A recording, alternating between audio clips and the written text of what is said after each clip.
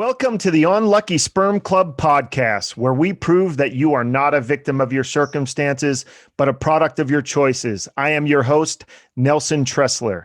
This episode is brought to you by the revolutionary goal achievement program, I Got Smarter, Goals Elevated, increasing your goal achievement by as much as 95%.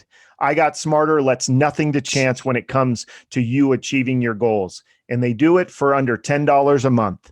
If your goals aren't worth $10 a month, you need bigger goals. I Got Smarter is available at igotsmarter.com and on both Apple and Android at the app stores.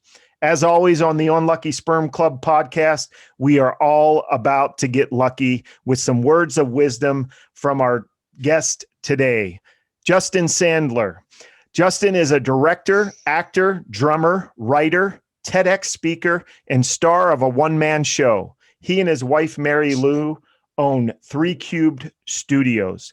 Justin's platform is called Embrace Love Free, with a philosophy of 3 steps to overcome any obstacle. His inspiration for what he does is based on his survival of cancer. Welcome, my guest, Justin Sandler, to the show. How are you, Justin? Hey, my man, I am fantastic. How about yourself? I'm doing great, man. I really appreciate you being here. We've had a chance to talk a couple weeks ago and heard some of your stories. So very excited for our listeners to get to know you a little bit more. And I am excited to be here. So thank you for having me on. Awesome. One of the things I like to start off with is, Justin, what's your best piece of advice? What quote or philosophy? What's something that's going to have our listeners pull over their car to write down? What information can you kind of give us that is post-it worthy, I guess? Don't wait for something to go wrong before you start working on yourself. Oh, love it. And we can expand on that. But I mean, it's not, when I say working on yourself, it's spiritually, mentally, physically, emotionally. A lot of times we wait until there's an illness or something shocking that comes our way. And then we're like, oh man, I got to start doing this now. And that's great that we've gotten that wake up call, because better late than never.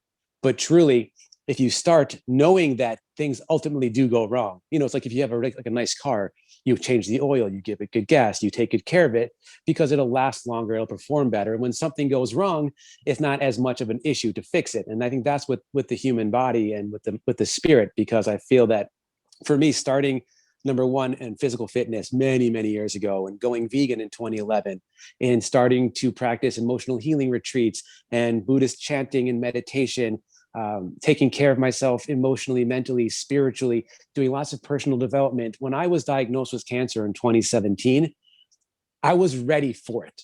I was tuned up, teed up, and ready to face whatever came my way. And all my doctors even said after I got diagnosed, I have a type of cancer that is not environmentally based or anything that I did that caused it. It's a way back to the embryonic stage. They said, you are our healthiest patient. And if anybody here is going to survive this cancer and these treatments, you're the guy to do it. So keep doing everything that you're doing now. So I'm so grateful that I had already done that work, because when I declared I was ready to just expand my life, what I was really ready for is to face the biggest obstacle of my life.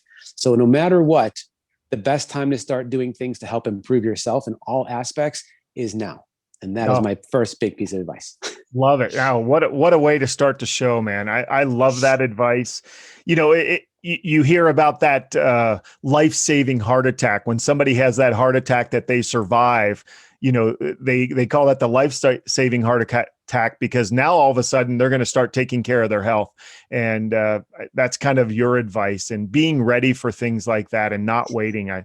I love that. So you touched on your cancer a little bit. Can you get into that story a little bit and how that happened and kind of how that took your life, what direction it took it?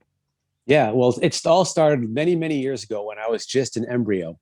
And one of my germ cells was making its travel through the embryonic gut in hopes of landing in the developing gonads. And this is why this is a great name for the podcast and how it ties into my talk, because the germ cell is what eventually creates your sperm in men and egg in women. And very rarely will those germ cells actually park somewhere outside of the gonad and never turn on. So they lay dormant essentially forever or for many years until something wakes them up, and then they start to just try to create what they were supposed to create, but they're not able to do so. It just becomes a multiplyingly fast, hot mass. Germ cell tumors typically occur if they're not in the testicles or the ovaries for women. They'll occur in the brain, in the abdomen, or in my case, in the chest. I had what's called a mediastinal germ cell tumor. When we found it, it was back in April of 2019. Something went real wrong. I got really sick and didn't know what was going on. I had a lot of pressure in my chest. And ultimately, I had a CT scan that determined there was a very large mass that was right in the middle of my chest. Several weeks of very intense testing. And we determined it was a germ cell tumor about 13.9 centimeters at its longest point. It was growing into my heart, my right lung, my main vein, and a few of my nerves. So it was like, whoa, this is big. Like for me, I'm very much into natural treatments, eating well, taking care of myself on all levels, like I already mentioned. So I didn't want to do any Western medicine or any treatments of that sort. But what we realized was that the way this thing was growing, especially into my heart, it was already bending my heart, that if I would have just let it go for another few weeks, it probably would have just completely squashed into my heart, and that would have been lights out. So there was no time to play around with anything natural or alternative, although I did do those as well. But I had to succumb to doing what's essentially the 3-step chemo process for this type of cancer, which is 3 different kinds of chemo administered every single day for a week at a time while living in the hospital. One of the chemos actually drips 24 hours a day. And then that would be repeated for 4 full rounds, week on, 2 weeks off, until I eventually had a dead tumor that was hardened inside of my chest. And therefore, in August of 2017, I had a full from here to here. They sawed it open. They pulled me out. And for those listening at home, here to here means the collarbone to about the top of my abs. They opened me up. They had to remove the tumor, but because it was stuck to so many things, they took out the inside wall of my heart's pericardial sac. They patched that up with a material called Gore-Tex, like rubber shoes or raincoat. They had to take out a good sized chunk of my right lung completely. They had to take my largest vein, which is the superior vena cava, remove it and rebuild it with bovine heart tissue. Trust me, as a vegan, that was completely shocking to find out that I was now part cow. But I rolled with it. I mean, it saved my life, and I just had to accept that. And they had to remove a couple other little things. Essentially, it was very intense, and I was declared cancer-free at that point and ready to start my recovery after a week in ICU. And it was rough. I mean, it was beat down. 2 months later, I thought that I was, ready to start working out, training, rebuilding. I was ready to show the world how you do it. And that's what had been doing the whole time, is it's showing people a different way to face the adversity of an illness. And then into December, I was having some weird symptoms, went and got a echocardiogram, and then was called immediately and asked to rush, do not pass go straight to the ER. They rushed me right in. They determined that I was having what's called a cardiac tamponade, which means my heart was collapsing inside of its own sac. There was over 1 liter of fluid in there, and the heart had already fallen in. I was hours away from totally being dead. I mean, that was it. They call it the widowmaker because most of the time when you realize it, it's already too late and you're not close enough to a hospital. So they had to do an emergency surgery, drain all the fluid out, left me in the hospital for another week. Then they determined I needed another surgery on my heart. They thought the cancer had spread to my heart. They had to go in there and cut out what's called a pericardial window. It's about a silver dollar size hole at the bottom of my heart sac. This way it can drain and never fill up again. They determined that there were some blood clots that had caused that, and my heart and my left lung were fused together. So they had to dissect the organs apart from each other, create that pericardial hole, and patch me up. I was released just in time for New Year's 2018, and then ready to start this long road back to recovery as literally a shell of my former self. Wow. That is the sort of scientific medical realm of what I went through, but that's not the great part of the story. So if you'd like, I can dive into the magic of the story. Yeah, absolutely. Get into the magic of the story. Let's finish that story because it's very very compelling. Go ahead. Okay, good. So now we've set it up. Now let's bring it on home. Absolutely. So we talk about luck or unluck or fortunate or misfortunate, and the thing is, I think we're all really at a fairly level playing field. I mean, within reason, right? when I really stress that, I mean that as a human being, you are guaranteed one thing before your second guarantee of death. And that is to face challenges throughout your life. No matter who you are, where you are, what you do, how rich you come out, there is always going to be obstacles and challenges you're going to face, big and small, every single day. That is without a doubt. And really, I have learned through my spiritual practices, my meditation, my personal development, that all these little challenges that we face actually become the blessings in disguise, the things that give us the strength to overcome, to improve ourselves as a human, to do ultimately better for ourselves. And if you really can think about it in a bigger picture, to do better for the world. And when I got diagnosed, while I didn't want to hear it, because literally I was so busy with, we had a film that just wrapped up, a year-long festival tour that my wife and I made together. I had a commercial that was airing nationally as an actor. I was playing drums in two bands, running my studio, just on top of the world, physically fit. And like when this came in, I was like, I don't want to stop to deal with this. Like, I'm busy. Like, this is an inconvenience that I don't want to have to deal with. I just want to keep doing my thing. But I had to like literally quit everything and put everything on hold until I could just sit and focus. And it didn't take long for me to really see that I was being challenged with something that I was ready to face. And I started to just really go deep before I even started my chemo. And I started to understand that here is a chance for me, for Justin, to face the biggest obstacle of my life and to show the world how to overcome an obstacle better and how to just live better and fuller and change myself and learn as much as I could. And I put myself into that mindset, and I was doing a lot of meditating and chanting before I moved into the hospital. That golden message that you mentioned earlier, embrace, love, free, those words came to me while I was literally in that deep state. And I didn't really know exactly how they played out, but they really stuck with me so strongly that I started to apply them: embrace cancer, love cancer, free cancer. And I started to live those words. And I learned that I really had the opportunity to take what was just given to me and turn it into an actual 3-step method or a philosophy that I could live my life by. And it started with embracing the obstacle, which is like, sometimes you just don't even want to hear about it because it's just like, and cancer, like, you're going to embrace and accept your cancer. It's like, well, yeah, because it's not going anywhere. And if I just keep denying it, I'm living in denial. Like, I need to say, hey, I don't have to like this, but it's here. So let me accept it. And the sooner I do that, the sooner I can think clearly, then I can move forward and figure out what to do with it.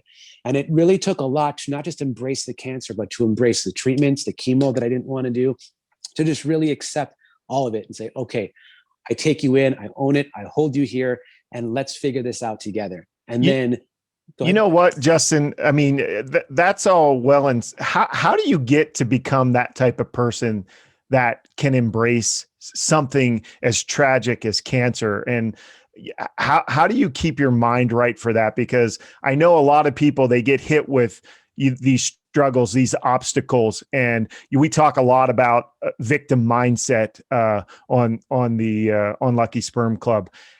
I mean, how did you, one, position yourself to be able to have this type of mindset, or was this something that happened whenever you became aware of your condition? It's a good question. And, I spoke earlier about all the different modalities and practices I had been doing. What I want to stress is that you don't need to spend years in deep meditation and going down these deep dives. It's a very simple answer. You decide. You just decide. In a moment, in a second, you make a decision. You mentioned the word victim. I played victim lots throughout my life. Always, like, bullies, it's hurting me, they're doing things to me, or this happened to me, I didn't get that, I don't have this money. Like, it's all BS, man. It's victimhood. You got to just make a decision, stop and decide right now. Because like I said, your obstacle is not going anywhere. It is there. It is there, and it is not going to go anywhere, and it's going to sit there in your face. And the more you try to push back and push away from it, the more it's going to persist after you. So you just say, right now, I decide I'm not going to be the victim of my circumstance. I decide right now that I'm going to take this opportunity to welcome whatever this obstacle is, because I know that it's going to be there anyway. And I can choose right now if I'm going to take the perspective of being a victim and just letting it happen to me, or if I'm going to say, hey, what can I do right now to make this better in my life? What can I do to overcome this in a different mindset? Because it's literally as easy as just going, boom, here we go. I accept you. I still Love it. don't like you. I don't like you, but I accept you. I welcome this into my life. Yeah, So I love that mindset. I mean, so many people want to give control away. And I mean, that's one of the things I like by accepting the obstacle, accepting cancer, knowing that it's there. And I think that's a strong strategy to overcome this victim mindset. Can you talk a little bit how you were feeling whenever you were going through that process of accepting what was happening to you, and how that kind of emboldened you to overcome these struggles that followed? for sure. So like I said, at first, I didn't want to accept it because I didn't want to stop living my life. The second that I made that decision that I was not going to be the victim of my circumstance, the second that I decided that I'm going to essentially show the world a different way, everything just changed. And a big part of that is just saying, you know what? It's not about me. And that's saying we come from the ego space so much, and it's about us and a poor me. And saying, well, stop making everything about you and think about the world around you. You're part of this bigger picture, this bigger world. Play your part in it. How can you help the world around you? How can you bring the vibration up instead of suck the energy out by having to be the victim all the time? And so when I realized that this is not about you, Justin, this is about what can you do to raise the vibration around you. And I realized that I was given not just an opportunity, but a responsibility to take what I'm going through and to make it even bigger. And so I saw the silver lining because I decided to see it. I said, in my life, I have overcome so many things. And every time I've overcome, I have come out of it a better person, a stronger person, more knowledge. So this is just like everything else. It's just a bigger version. So let's make it an even bigger benefit, and one big aspect that I had to do in order to do that was follow this step 2, which is love. And ultimately say, how can I love the situation I'm in? And this is what people think is insane. How do you say, oh, you have cancer, you're supposed to F cancer and go to war with cancer? And it's like, dude, this is a tumor made of my cells inside of my chest. This is part of me. This is who I am. I'm not going to hate me. I'm not going to create this violence inside of me. I'm not going to go to war with anything because I've never seen a war that's been declared that's ever been won. War on drugs, war on poverty, we're always declaring war on things, and the problems just keep getting worse. How about let's declare love? Like, let's literally say, well, we're stuck in this situation. So once again, am I going to sit back and bide the time and watch TV in my hospital room and just hope that I survive? Or am I going to take every second to better myself? Reading books, getting information in my brain, talking to people, sharing live videos, which I was doing constantly. How can I make this better? And when I say love, not only did I literally have to dive deep into self-love and actually love and honor myself, but I said, if I have cancer, I can either say I hate you or I love you. It doesn't make a difference to the cancer. It's there, by saying one or the other, you're not welcoming cancer to do havoc on your body. But there's a really interesting shift that happened with me when, instead of being angry at this tumor, which is just a living being of cells that are trying to survive like any living being in the world would, I said, you know what? I'm going to provide love space to my chest and just radiate love and healing throughout my body. And I literally would start talking to my tumor because he was like a partner. I gave him a nickname. He called him JT, Justin's tumor. And I literally said, no, thank you. And thank you for being here. And you're kind of like my mentor because I'm learning so much about myself because of what I'm going through that I would have never had this opportunity not fallen on pot of me. And then I literally said to the tumor itself, I love you. I love you. You're part of me and I love you. However, we can't both survive. So your job is done, even though you didn't do what you were supposed to do way back when you were just a tiny little cell. You did something much bigger, and be proud of that and let go. It's time that we need to move forward. Your job is done. You need to go. And then I'm going to keep living and sharing the love and the healing that I've experienced from this experience. Yeah, love that. And one of the great philosophies that's changed my life is things only have the meaning that you're willing to give them. And man, I love the meaning that you gave your cancer, that it was here to teach you something, that it was here to show you how strong you were. Get into that mindset, because I think a lot of people, no matter if they're struggling with cancer, they're struggling with divorce or death in their, I mean, I think what you've done with cancer, that mindset, I think can help people get through a lot of different things. Kind of get into your mindset there and how that's helped you. Absolutely. I call the platform 3 steps to overcome any obstacle. And what I learned is that the 3 steps that helped me go through my cancer really can be applied to any obstacle I face or anybody else faces. Now, it isn't a 3-step magical formula that just you follow 1, 2, 3 and boom, you're healed, or boom, your divorce is settled, or boom, whatever it is that you're facing is over. That requires a lot of work, sometimes medicine, et cetera, et cetera. However, when you look at the mindset of how you go through it, now this is the opportunity of how you're going to survive and thrive. And ultimately, it could change the outcome very drastically. So, with going through cancer, when I chose to love, it opened up opportunities. It expanded my possibilities. I started to learn things. I started to see things differently. You look up at a tree and you see the beauty in the shapes in a way that you didn't before. You start to appreciate things that you didn't the way they did before. You start to use your time more productively, so that instead of just wallowing in, like you mentioned the word divorce, if you're sitting there and you're angry and you're so upset about your situation, your energy starts to just really condense on you, and you just start to see the negativity, and everything becomes negative. And anybody who studies law of attraction, which I believe is very, very real, you start to put out and you start to receive more. Oh, now what else is going to go wrong? And now what else is going to happen? And then that's going to happen. And really you're just downward spiraling. So I say open and expand instead of downward spiral.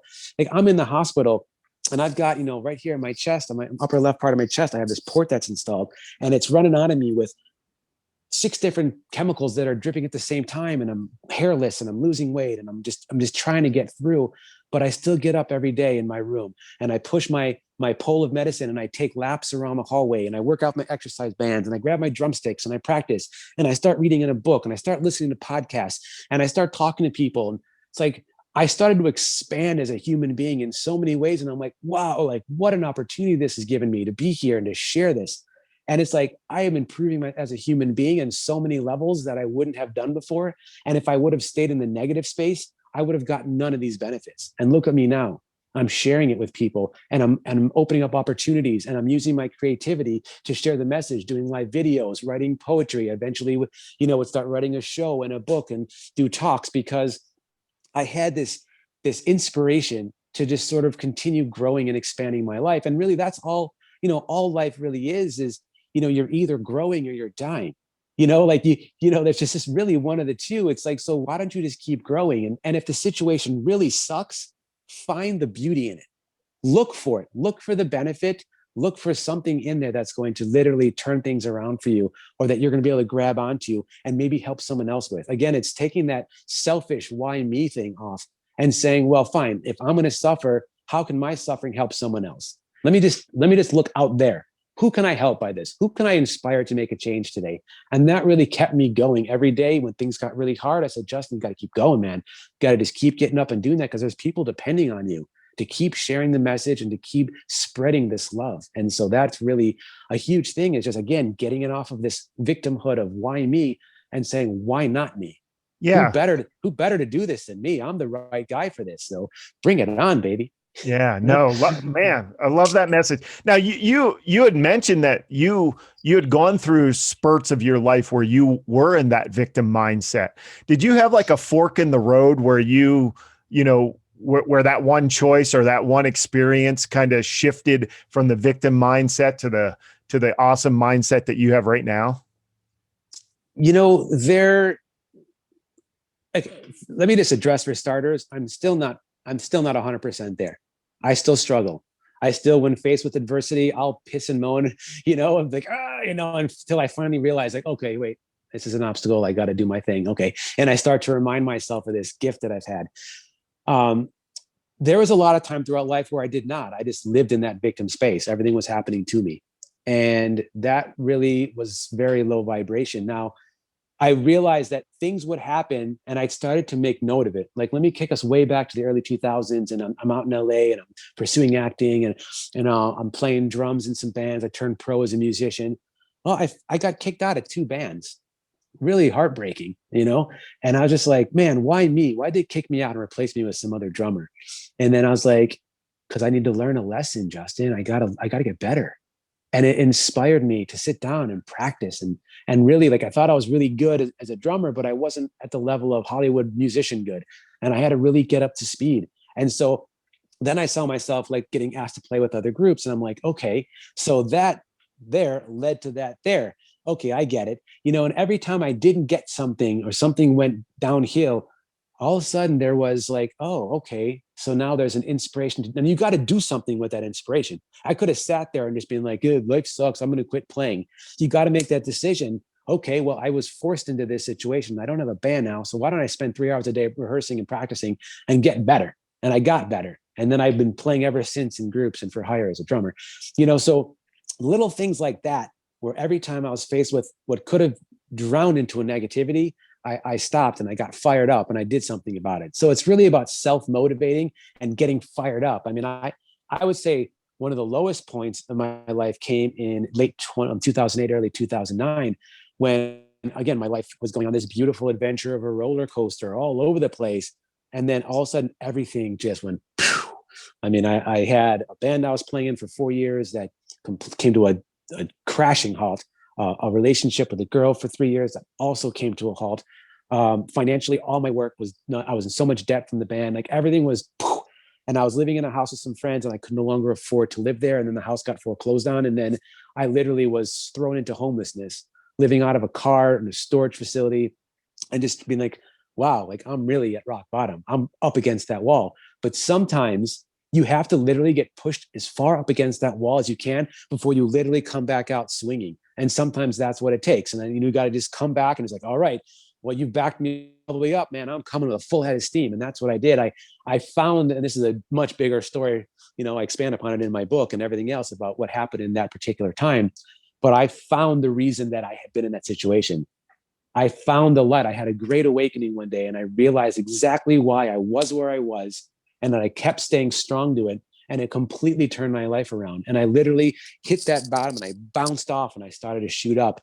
And I met the woman who would become my wife. We opened a business together. I started booking more jobs, getting more music, making more money, and everything took that hit because I literally sat in that filth of that depth of depravity, of downness, of being backed against the wall. And I accepted it. I didn't go back home to Chicago and take the easy road and live with my folks, or, I chose to stay in that situation. And I said, I'm here. There's a reason I'm here. And I'm going to keep living this until I find out what that reason is. And I did. And I'm so forever grateful for it. So every time that I faced those opportunities, and I call it opportunities, it showed me that there's always a decision I can make. And if I keep pushing, I keep going, and I keep believing, I will find the reason that it's happening. And I will ultimately become that much better. And then beyond that, be able to help other people. And then I started, really expanding upon the art that I did, creating more and more art that has a message that can help other people. The film I mentioned earlier, I wrote it back in 2015. It's called Welcome to Where You've Always Been. It's a 15-minute short. And it's a story about a spoken word artist who faces deep depression and suicidality, can't see the world around him as anything but negative.